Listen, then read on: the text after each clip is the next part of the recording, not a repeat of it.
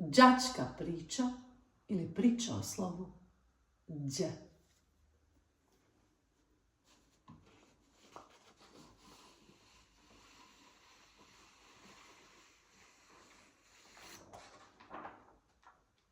Đak je svak tko učit želi i svakoj se školi on veseli. Učiti nove stvari svaki dan njemu je i java i san.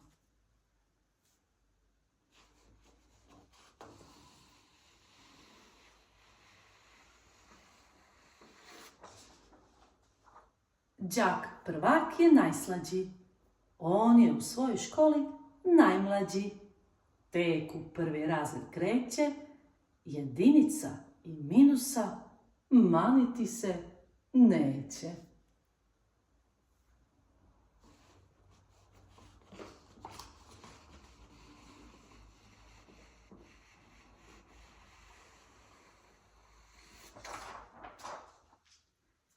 Đak je onaj što želi voziti, pa u autoškoli mora položiti testove što su puni raznih znakova, raskrižja, semafora i kružnih tokova.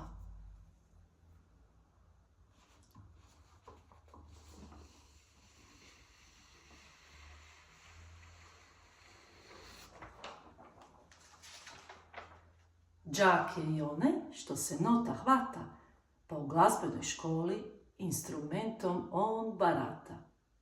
Iz te škole samo glazba se čuje, za uši živih bića što oko nje bruje.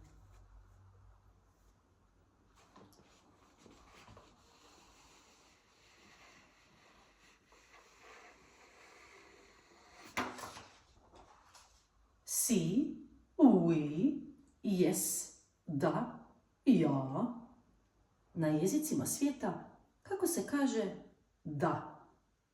Đak ćeš postati ako želiš doznati. Sa školom stranih jezika lakše ćeš dadakati.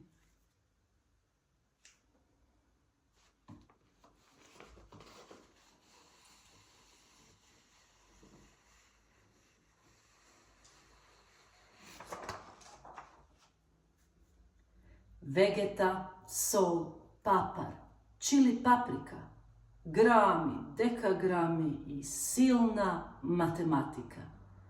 Đak u školi kuhanja uči dozirati, jezikom u slast se guštom oblizivati.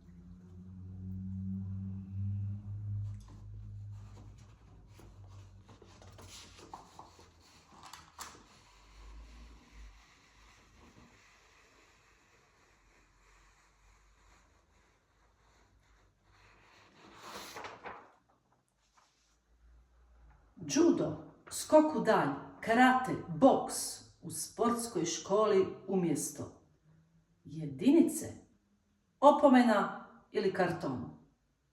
Medalja oko vrata, pehar na ormaru, sportaš svojim tijelom hvata slavu.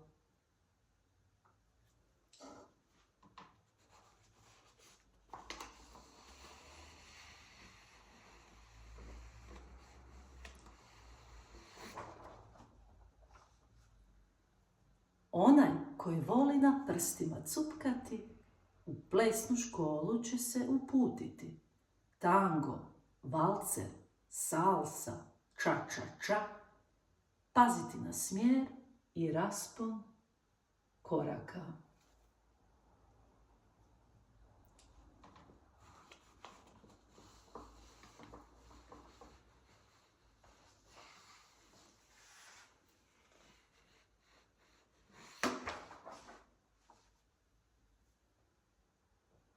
Životna škola je obavezna. Ona je puna znakova, raskrižja, nota, igre, plesa i sporta. Ona je i za me i za te. Doživotna.